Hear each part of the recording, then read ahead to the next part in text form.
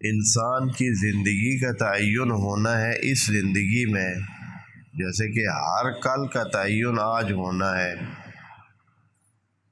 اگر آج آپ نے کوئی تیاری کی ہے تو کل کا دن آپ کی آج کی تیاری کے مطابق ہوگا، اور اگر آپ نے تیاری نہیں کی ہے تو پھر بھی کل کا دن آپ کے آج کے مطابق ہونا ہے،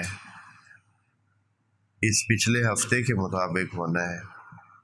فرض کریں مثال کہ یہ دنیا اور آخرت میں اس میں فرق نہیں ہے، دنیا میں بھی ایسے ہے، آخرت میں بھی ایسے ہے۔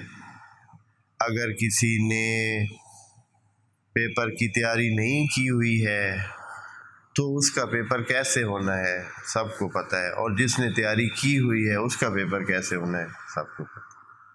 اگر کسی نے کمایا ہے پچھلے مہینے، پچھلے دن، پچھلے ہفتے، اس کا اگلا دن، اگلا ہفتہ کیسے ہونا ہے، اور جس نے نہیں کمایا ہے اس کا کیسے ہونا ہے تو سب کو پتہ ہے۔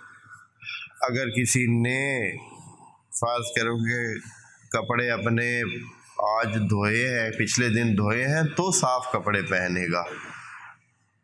اگر کسی نے پچھلے دن اپنے کپڑے نہیں دھوئے، صاف نہیں کیے ہیں، تو آج وہ کیا کرے گا؟ وہ صاف کپڑے نہیں پہن سکے گا۔